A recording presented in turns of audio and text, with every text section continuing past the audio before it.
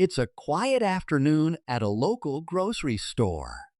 The shelves are lined with fresh produce, and the sound of carts rolling across the floor fills the air. People are going about their shopping, picking up what they need. It's just another ordinary day until a moment happens that will change everything. Behind the counter, we see the manager, a white woman in her mid-40s, standing tall with a no-nonsense attitude. She's been in charge of the store for years, overseeing operations with strict professionalism.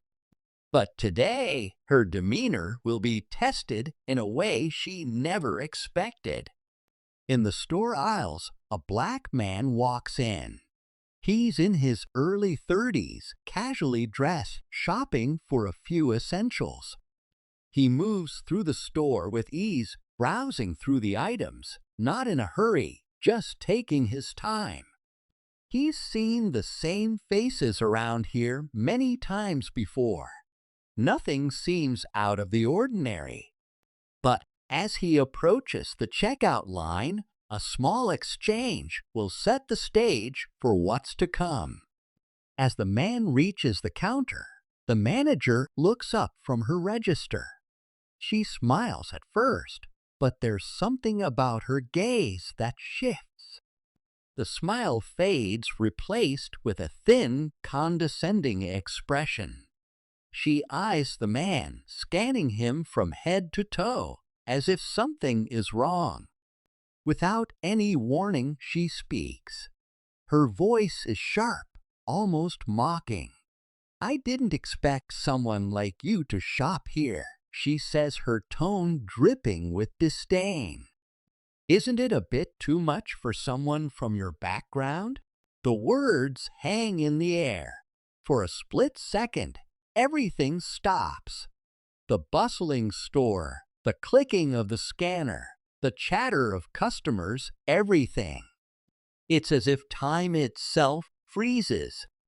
The man's face doesn't change, but a quiet tension fills the space. Around them, the other customers pause in disbelief. Some glance nervously at each other, unsure how to react. A few of them seem to take a step back, not wanting to be caught in the awkwardness of the moment. The manager's words were loud enough for everyone to hear, and the discomfort spreads quickly. A woman near the shelves stares wide-eyed, her hand frozen mid-air as she picks up a box of cereal. Another customer's jaw drops.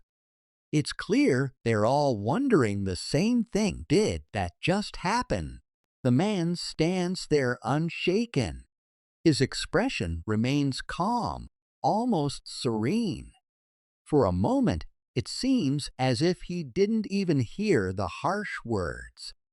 But then, without raising his voice, he responds. He looks the manager straight in the eyes. His gaze is steady, and there's no hint of anger or frustration.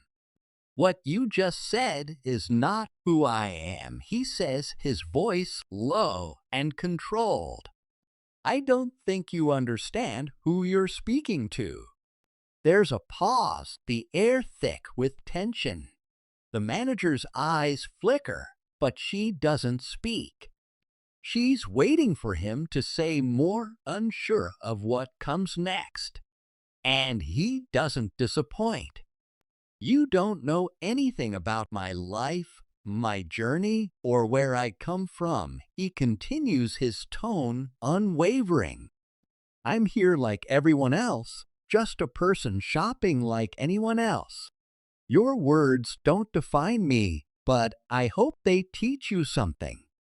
His reply isn't loud or confrontational, but it holds weight. Every word is measured, filled with the quiet power of someone who knows their worth and isn't about to let anyone's ignorance strip that away. The room grows even quieter, and the manager's confident stance starts to falter. She looks down her face, flushing, realizing the magnitude of what she's just done.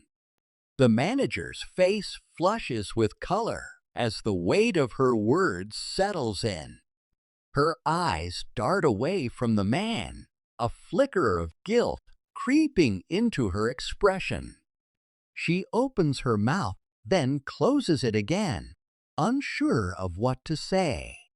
For a moment, silence fills the space between them. Finally, she clears her throat. I'm sorry, she stammers, the confidence she once had now completely gone. That was completely uncalled for. I didn't mean to offend you.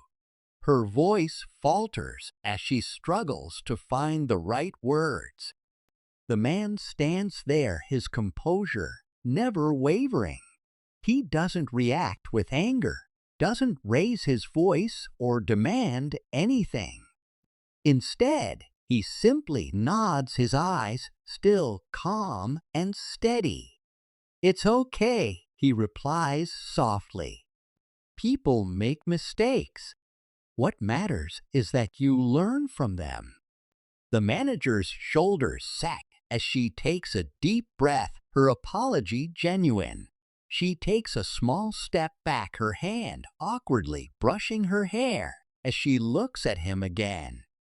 "I really am sorry," she repeats. "That was wrong of me." The man doesn't hold on to the moment.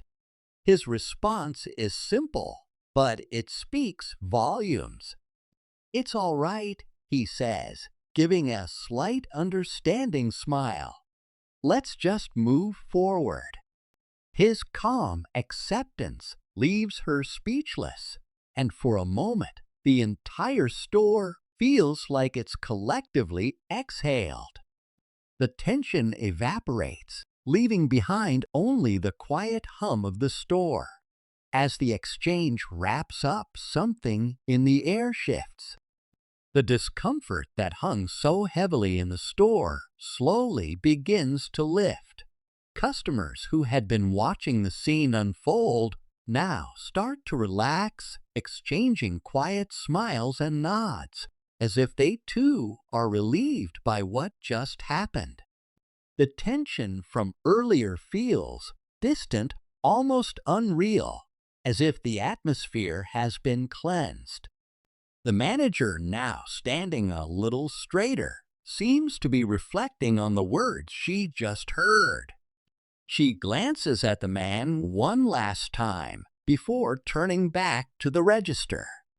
Her movements are slower, now more thoughtful, as though she's carefully considering her next actions. She greets the next customer with a softer, more genuine smile. It's different than before, no longer forced or detached, but real. As the day goes on, the shift in her behavior becomes more noticeable. She starts interacting with customers with a warmth that wasn't there before. She's more patient, more understanding, listening to each person with a level of care that had previously been absent. The earlier coldness is gone, replaced with a newfound respect. And it doesn't go unnoticed. One by one, customers start to approach the counter with an ease that wasn't there before. The store feels more welcoming, more like a place where people can connect and share a simple moment of kindness. No longer is it just a space for transactions. It feels human again.